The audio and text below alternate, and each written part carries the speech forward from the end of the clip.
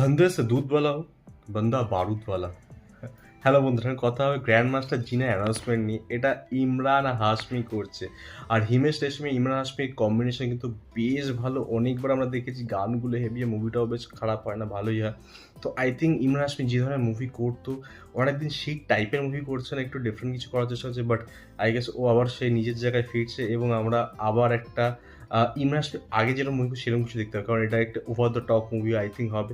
এবং মিউজিক আবার হিমেশ রেশমিয়া করতে চলেছে। তো লেটস সি এটা কেমন হয়। আই থিঙ্ক এটা over the top Himesh Reshammiya যেটা মুভি করছে কাইন্ড অফ সেরকম একটা ভাইব কিন্তু আসছে। আর ডায়লগটা কিন্তু সেই ওই রকমই মনে হলো, ধন্দে সে দুধ বালা হোক বান্দা বারুদ বালা হোক। এটা কি ডায়লগ ছিল! আর হাতের মধ্যে শিবলিঙ্গ আর নন্দীর ছবি ছিল, তারপরে দুধের বালতি থেকে বন্দুক বের করছে।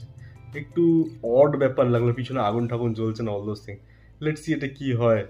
হোপফুলি বেটার হবে, অ্যাটলিস্ট গানগুলো বেটার হবে। ইমার্সিভ মুভিতে গান তো অ্যাটলিস্ট বেটার হয়।